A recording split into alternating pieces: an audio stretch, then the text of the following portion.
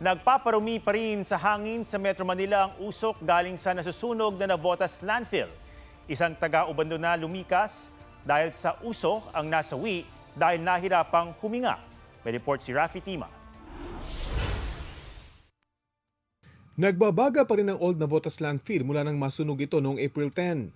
Sa katabing Ubando, Bulacan, baka madagdagan pa ang mga evacuee.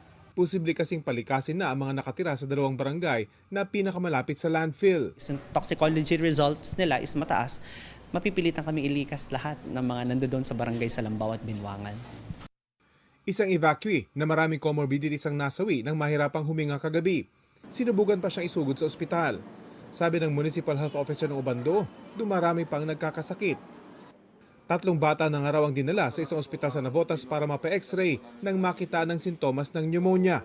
Based on sa history po, may mga ubo po na 1 week. Then sa physical examination naman po, meron na po akong retraction and crackles po na napapakinggan po sa baga.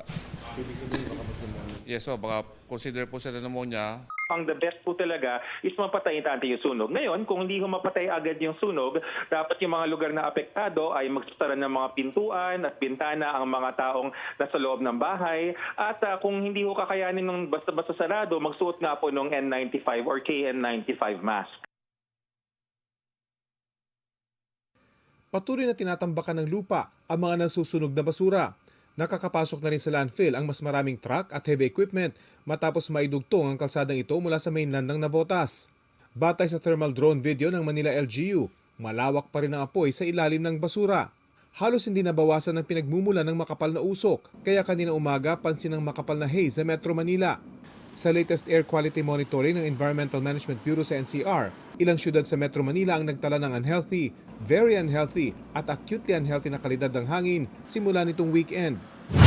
Sa Cebu City, nakapagtala rin ng very unhealthy na air quality ang Environmental Management Bureau o EMB7.